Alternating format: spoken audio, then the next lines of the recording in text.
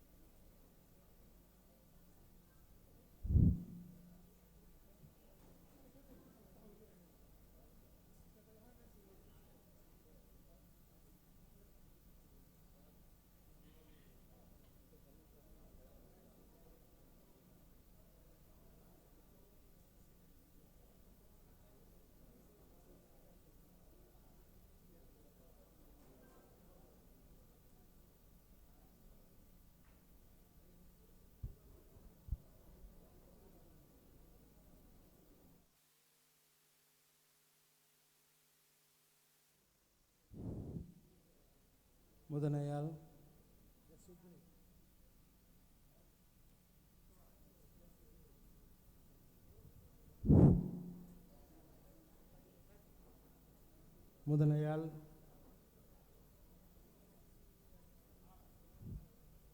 yaa soo gelay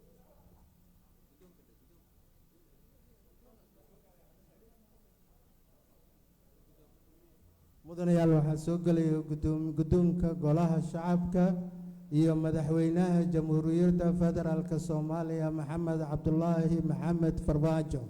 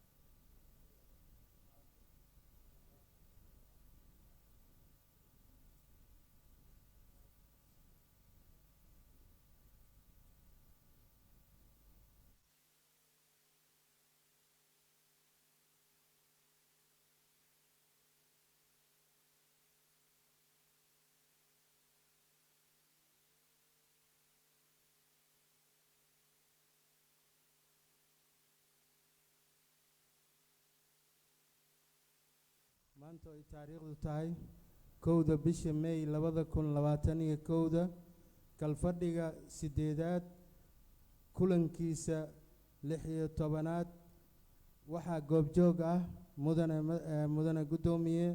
140 xildhibaan haddaad noo ogolaatid waxaan ku furnaynaa aayadaha qur-aanka kariimka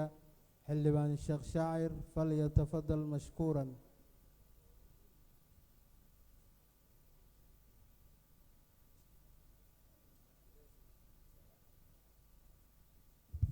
miidiyaha ku laabtaan meeshooda.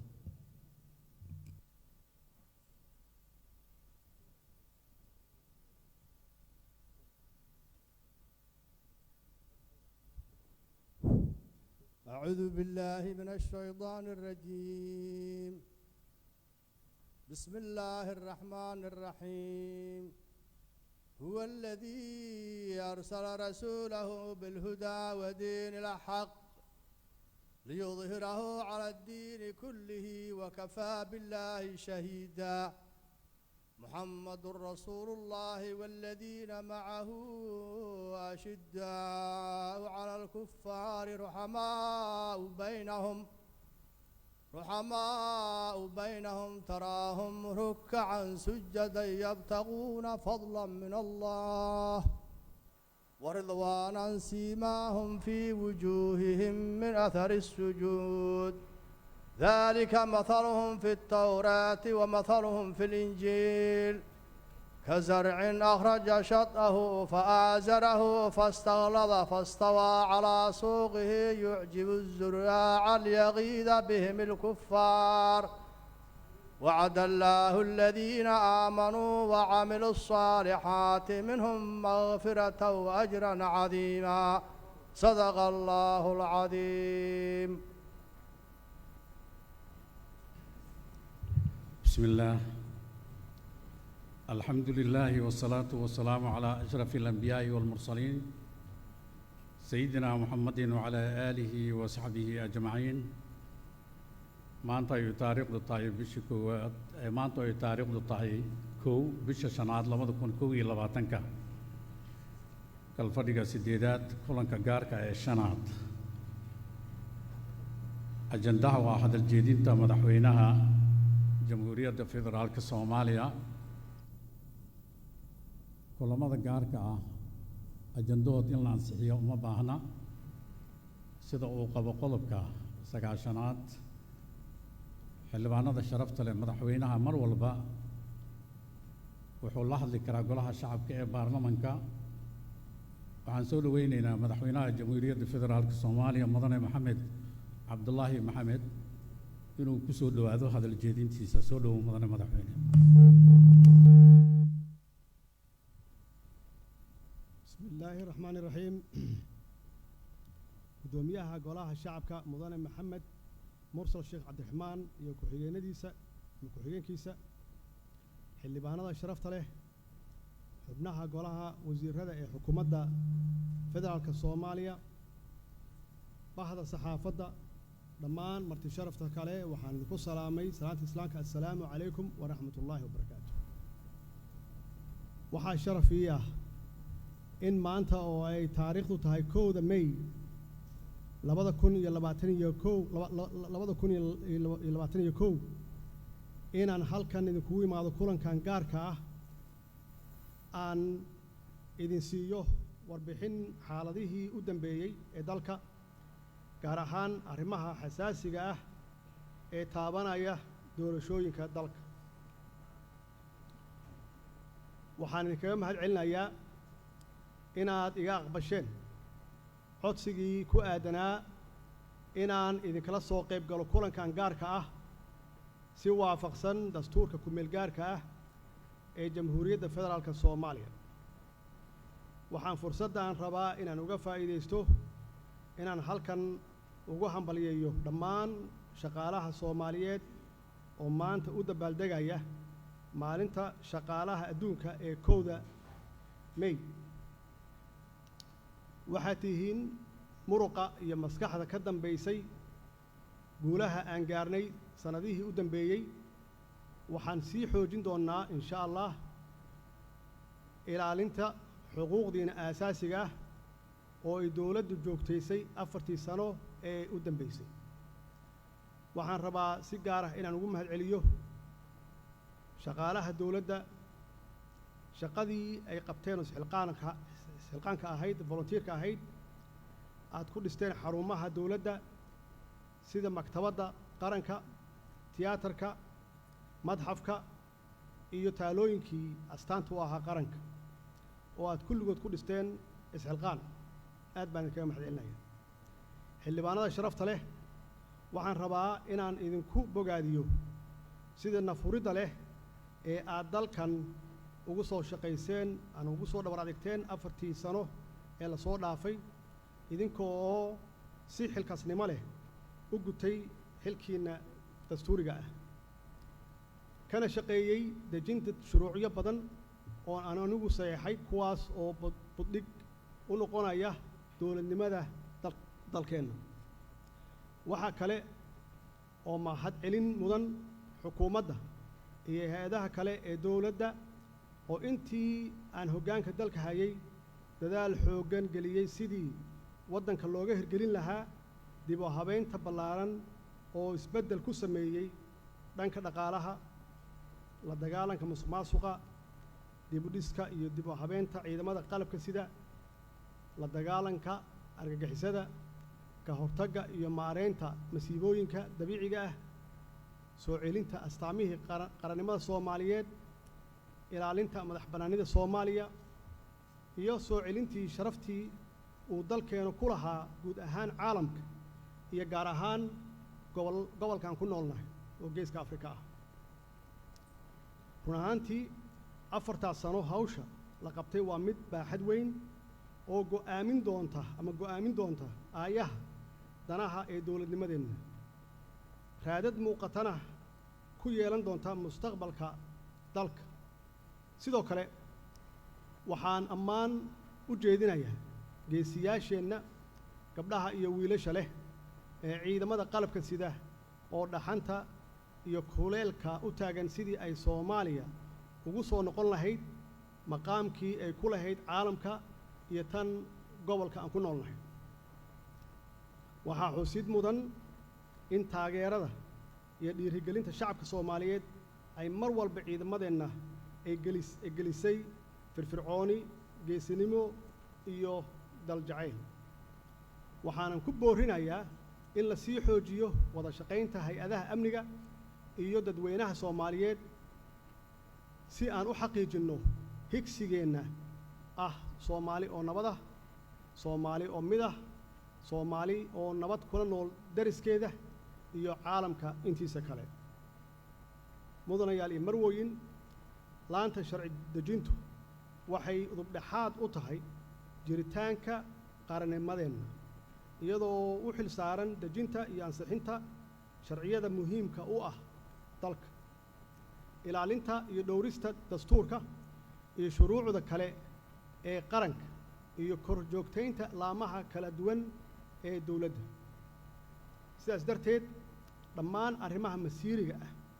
ee la xiriira mustaqbalka iyo jihada dalkeenna aadayo waxaa khasab ah in baarlamaanku door ku yeesho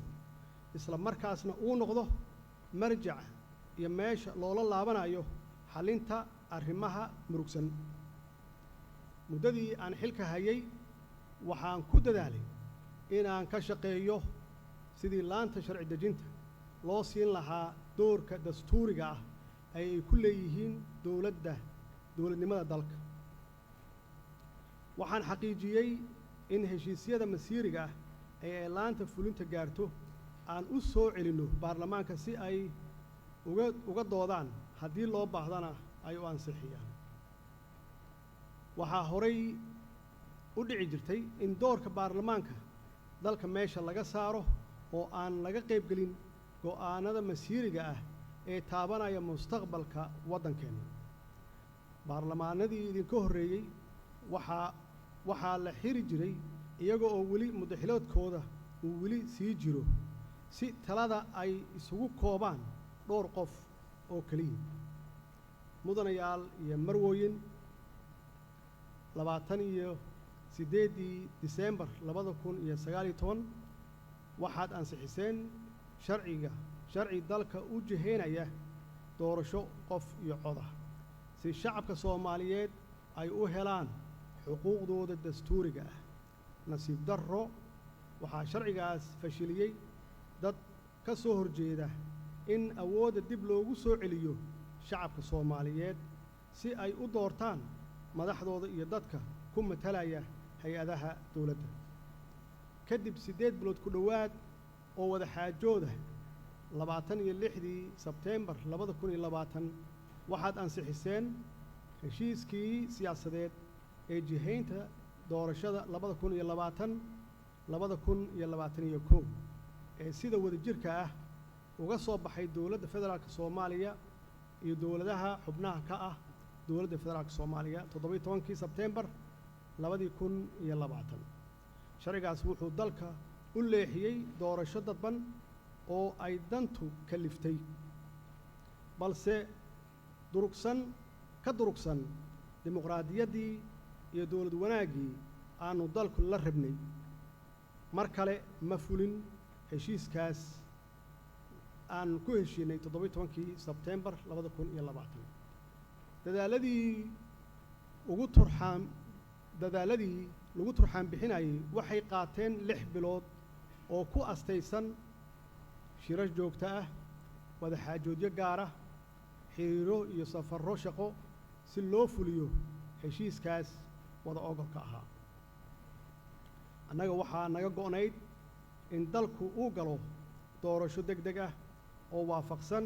heshiiskaas iyo talooyinkii guddiga farsamada ee 16 Febraayo 2021 bay dhabaluu gaareen. hase yeeshee waxaa aan ka gudbi weynay caqabado gacan ku rimis ah oo laga lahaa ujeeddooyin gaar ah iyo dana guracan. mudanayaal iyo marwooyin 12 Abriil 2021 waxaad soo saarteen sharci gaar ah oo ku saabsan jihaynta doorashooyinka federaalka si aad dalka uga badbaadisaan dib u dhac ku yimaada iyo hubanti la'aan. mar labaad ayaad shacabka Soomaaliyeed fursad u siiseen dib u hanasho xuquuqdooda dastuuriga ah iyo doorashada dalka ay ku aaminaan hoggaanka dalka. sharcigaas waxaa ka hor yimid qaar ka mid ah dowlad goboleedyada wuxuuna abuuray jawi cakiran. magaalada Muqdisho waxaa laga abuuray qalalaaso, xasarado qorshaysan, waxaa la barakiciyey shacab, waxaana khatar la geliyey naftooda iyo hantidooda. su-aashu waxay tahay yaa abaabulay dhallinyaradaas hubaysan, yaa dhaqaalaha ku bixiyey? ka dowlad ahaan mar kasta waxaan ku dadaalaynaa ama aan ku dadaalnay in la ilaaliyo xasiloonnida caasimadda iyadoo aan si kasta oo suurtagal ah aan ugu dadaalnay in dhawaaqa rasaasta laga ilaaliyo dhagaha shacabka magaalada Muqdisho ha ugu horreeyaan carruurta iyo waayeelka. waxaan idiin sheegayaa magaaladan qof ahaan aniga lexjeclo weyn ayaa iga haysa. waxay iga haysaa maxaa yeelay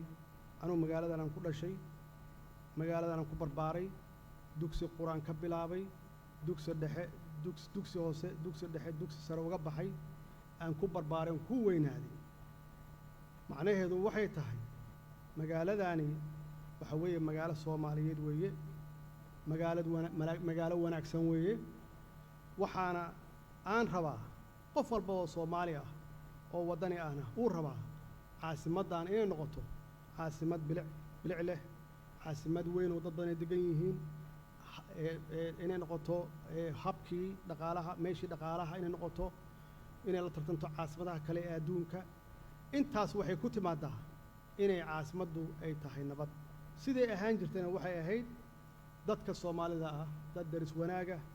dad waala ah, dad aanan wax kale isku fiirin, kaliya ku saaxiiba danahooda. taasna weeye waxaa la yidhahda metropolitan, caasimad ummad dhan ay wada degan tahay. sidaasna weeye waxa aan doonayno inay caasimaddan noqoto si ay ula tartanto caasimadaha adduunka. run ahaantii lama oggolaan karo in dalkeennu iyo magaaladanba mar labaad ay ku laabato dhabaddii foosha xumayd ee uu qaaday 30 sano ka hor. sidaas awgeed waxaan dooranay inaan u helinno xasiloonida dalka iyo inaan khilaafka dhexdeenna ah shisheeye uusan nooga faa'iidaysan aanu dhexdeenu ka xallisanno si dowladdeenna curdunka ah aysan nooga burburin waxaan rabaa inaan halkan uga faa'iidaysto inaan u tacsiyeeyo amaan tacsi u diro dadkii ku waxyeeloobay allah u naxariis intii ku dhimatay intii dhaawacantayna allaha ka kiciyo xiisadihii magaalada ka dhacay maalmihii la soo dhaafay taasi oo ahayd mid laga murugoodo oo laga baaqsan karay waxaanu go'aansannay inaan xalka ku raadinno wada hadal inaan fowdo loo bilaabin kuwa doonaya inay sarriftaan dhiigga shacabka balse aan tusaale u noqonno ilaalinta nabadda iyo badbaadinta shacabkeenna mudanayaal iyo marwooyin xildhibaanada sharafta leh sida aan horay u sheegay xalka doorashadu waxaa ku jira in si niyad sami ah loo wada hadlo iyadoo oo meel layska dhigo danaha gaarka ah lana dhowro amniga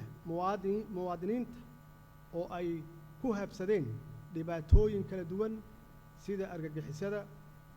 abaaraha ka jira gobollada qaar aafada covid-19 iyo dhibaatooyinkii bulsho ee faraha badnaa aan naqaanay shacabka soomaaliyeed ma xamili karaan culays intaas ka badan waxaana la rabaa in ammaanadooda loo ilaaliyo dimuqraadiyaddooda loo adkeeyo dowladnimadoodana loogu xoojiyo dhaqanka suuban aan lahayn oo ku dhisnaa qori isku dhiibka oo la aado doorashada lagu wada kalsoonaado broseska aan lagu mashquulin qof walba kaambeynkiisu galo nasiibkiisa uu qabaa dee qof walba ilaahay wuxuu u qadaray yuu heli saas la isugu dhiibo xilka mudanayaal iyo marwooyin waxaan dhammaantiin idinka codsanaya idinka oo xiirinaya duruufaha siyaasadeed ee dalka ku gaadaaman iyo marxaladaha cakiran ee aan ku jirno inaad nala qaadataan in lagu noqdo ama lagu laabto heshiiskii wada ogolka ahaa ee aad ansixiseen 26 sebteembar 2020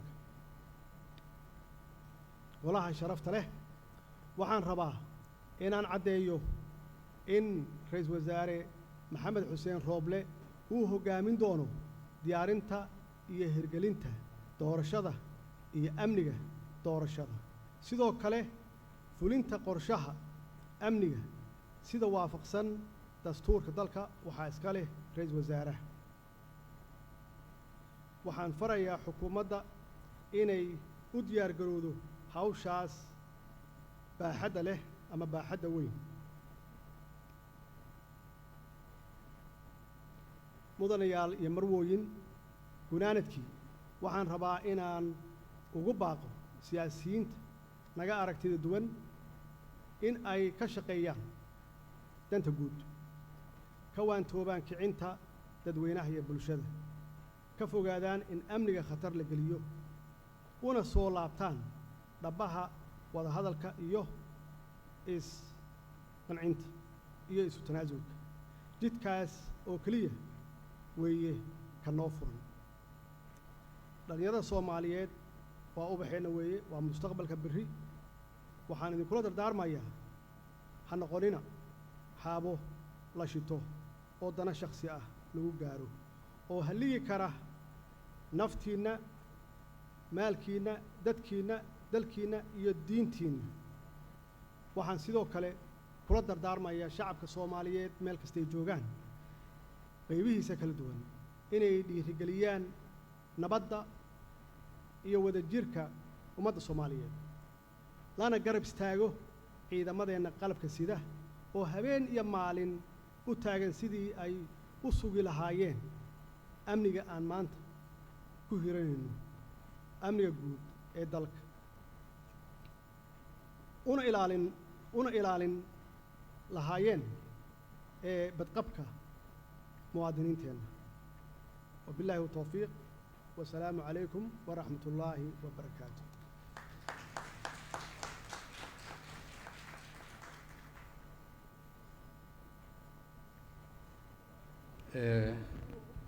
madaxweynaha aad u mahadsan yahay madaxweynaha xoogaha wuuna sugaya xafiisku sii tegaya markaa wuu soo noqonaa markaan kulanka dhammaysano gudoomiye mudday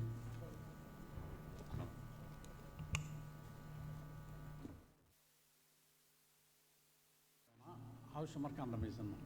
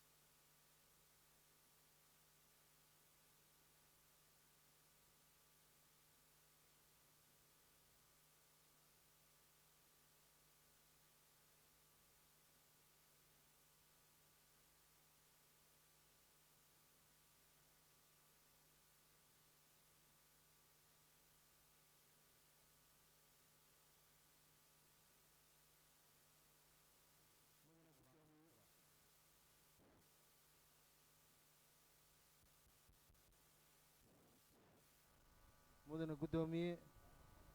maanta ay taariikhdu tahay 1 bisha May 2021 kalfadhiga 8aad kulankiisa 16aad waxaa goobjoog ah 140 xildhibaan waxaan ku furnaynaa aayadaha quraanka kariimka waxaana noo akhrinayo xildhibaan Sheekh Shaacir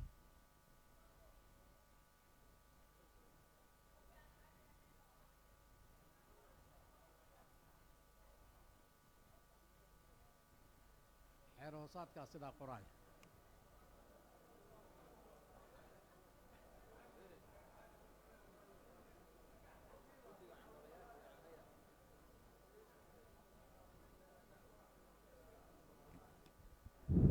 أعوذ بالله من الشيطان الرجيم. بسم الله الرحمن الرحيم. لله ما في السماوات وما في الأرض وإن تبدوا ما في أنفسكم أو تخفوه يحاسبكم به الله فيغفر لمن يشاء ويعذب من يشاء والله على كل شيء قدير. آمن الرسول بما أنزل إليه من ربه والمؤمنون كل آمن بالله وملائكته وكتبه ورسله لا نفرق بين أحد من رسله وقالوا سمعنا وأطعنا غفرانك ربنا وإليك المصير. لا يكلف الله نفسا إلا وسعها لها ما كسبت وعليها ما اكتسبت ربنا لا تؤاخذنا إن نسينا أو أخطأنا ربنا ولا تحمل علينا إصرا كما حملته على الذين من قبلنا ربنا ولا تحملنا ما لا طاقة لنا به واعف عنا واغفر لنا وارحمنا أنت مولانا فانصرنا على القوم الكافرين. صدق الله العظيم. بسم الله. الحمد لله والصلاة والسلام على أشرف الأنبياء والمرسلين سيدنا محمد وعلى آله وصحبه أجمعين. maanta ayuu taariikhdu tahay 1 bisha shanaad 2021 kalfadhiga 8aad kulankiisii 16aad kooramka annaga waa 140 xildhibaan. ajandaha kulanka waa codaynta ogolaanshaha hirgelinta sharciga number 30. ajandaha aanu codayno waa mahadsantihiin. xildhibaanada sharafta leh, waxaad dhegaysateen khudbaddii madaxweynaha jamhuuriyadda federaalka soomaaliya oo nuxurkeeda ahaa in dib loogu noqdo heshiiska doorashada 17 Seteembar si loo soo afjaro kala aragti duwanaanta xubnaha golaha wadatashiga qaranka isla markaasna loo dedejiyo doorasho dalka inay ka dhacdo. sidaasi oo kale waxaad akhrisateen codsiga madaxweynaha jamhuuriyadda federaalka soomaaliya uu ku codsanayo in loo ogolaado in dib loogu noqdo heshiiskii doorashada 17 Seteembar. xildhibaanada sharafta leh, arrintana hor taalla ma aha mid dad gaara muxaafid iyo muxaarad si gaara u khusaysa. waa arrin saamaynaysa amniga iyo nabadgelyada iyo guud ahaan nolosha shacabka Soomaaliyeed. golaha shacabka ee baarlamaanka federaalka wuxuu mathalaa shacabka Soomaaliyeed, wuxuuna u adeegaa dantooda, wuxuuna ku shaqeeyaa danta dalka iyo dadka iyo diinta sida ay ku jirto mar walba. heshiiska 17 Seteembar idinkaa hore u ansixiyey oo hadda looma baahna inaan ka doodno ilaan heshiis aan wax ka bedelayno wax ku darayno maaha. xildhibaanada sharafta leh, madaxweynaha wuxuu codsaday in lagu noqdo 17 Seteembar maadaama sharciga 17 Seteembar waxba aan laga bedelayn aan waxna lagu kordhinayn. jidka keliya noo baahan inaanu codayno waayo. marka waxaan codsanaynaa xogeyaha inuu diyaar garoobo, waa codaynaynaa.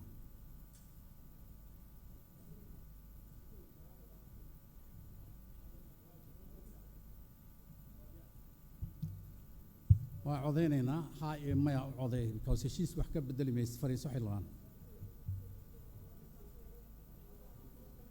ya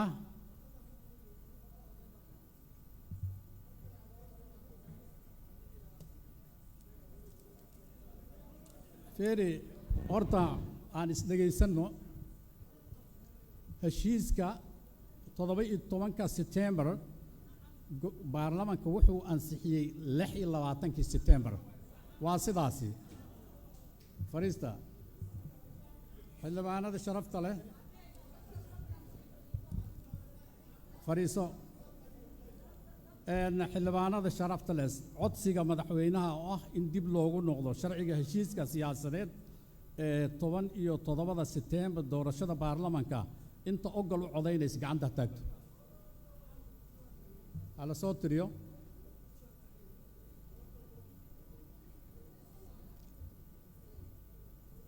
هلا دجيو انت ديدن عن تاكت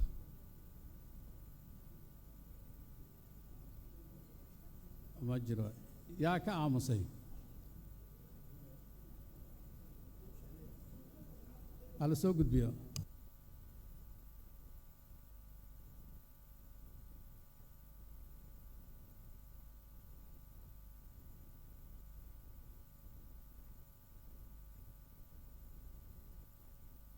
codaynta markaan sheegno waxaa soo noqon doona madaxweynaha si uu ugu mahad celiyo golaha shacabka ee baarlamaanka federaalka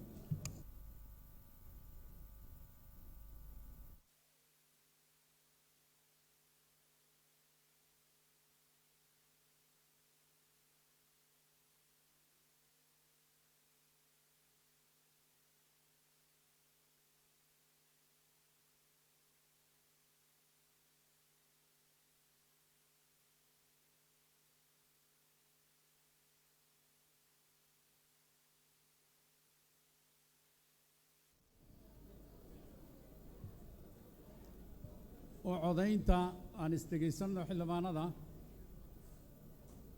codaynta sidaan ayay u dhacday heshiiska 17 September in dib loogu noqdo wax ka aamusay ma laha xildhibaan diiday ma laha waxaa ogol u codeeyay 140 xildhibaan sidaas awgeed waxaa loo noqday heshiiskii 17 September sidaas uu ansax ku yahay waxaan sugaynaa madaxweynaha soo galay si xildhibaanada ugu mahad celin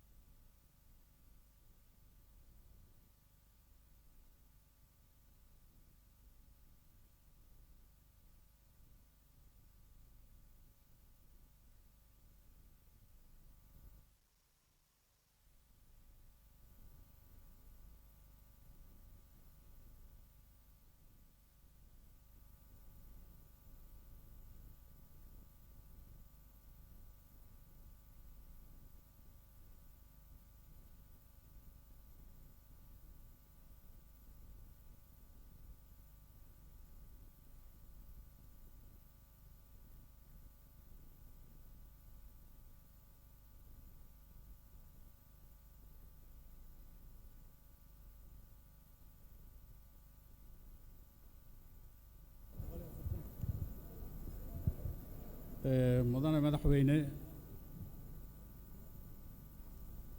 sida adiga aad codsatay khudbadaadii iyo warqadaadii aad guddoonka baarlamaanka u soo gudbisay baarlamaanka wuxuu u codayay in dib loogu noqdo heshiiskii 17 September waxaan ku siinaynaa kelmadaadii ku aadanayd ansixintaas 17 September soo dhow mudane madaxweyne بسم الله الرحمن الرحيم قدومي ومحسنتين ومحسنتهاي هذه حلبانات شرفت له waxaan ku faraxsanahay aan kaga mahadcelinayaa xildhibaanada sharafta leh inaad ku soo biirteen kalaabka tanaasul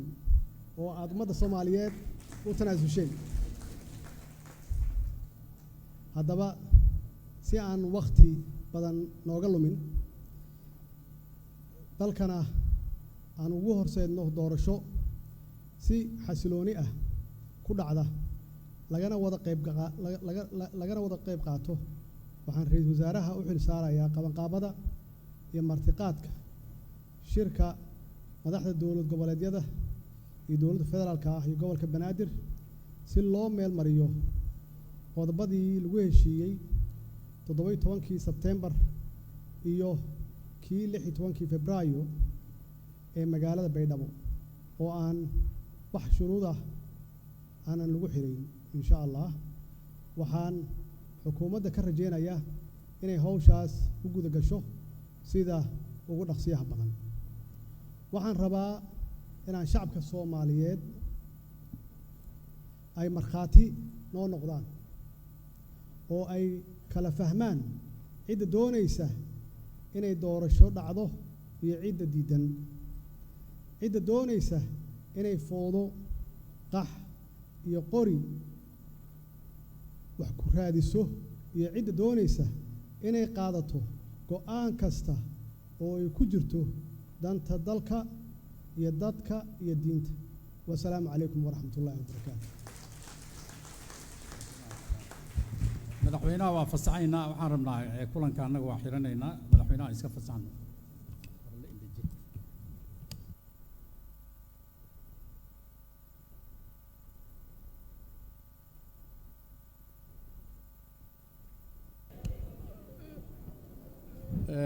xildhibaanada sharafta leh waxaan rabaa arrin muhiim ah